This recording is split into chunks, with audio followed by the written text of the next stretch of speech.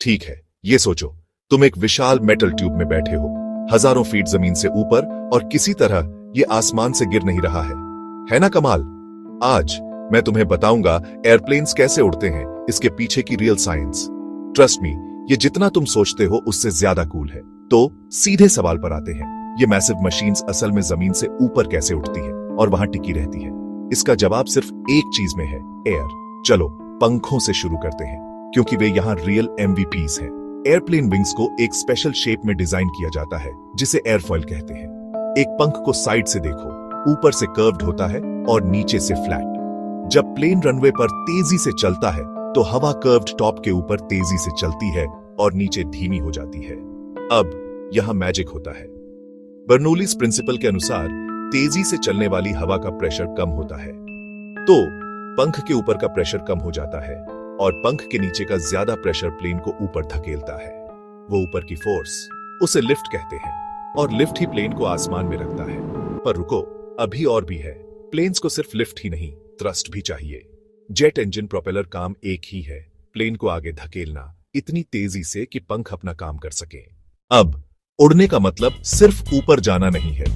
Gravity हमेशा plane को नीचे खींच रही होती है और ड्रैग, एयर रेजिस्टेंस उसे धीमा करने की कोशिश कर रही होती है।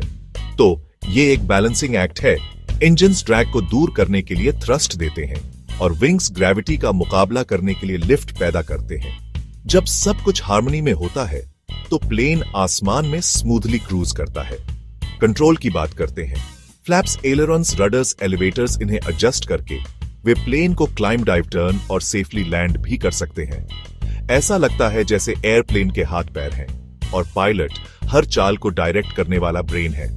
पर यहां माइंड ब्लोइंग बात यह है, यह सब स्पीड, विंग शेप और एयर प्रेशर के परफेक्ट कॉम्बो के बिना काम नहीं करेगा। इनमें से किसी एक को भी बदल दो और उड़ना बहुत मुश्किल हो जाता है।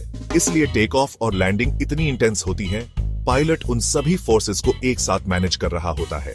तो अगली बार जब तुम फ्लाइट में हो तो खिड़की से उन पंखों को देखना।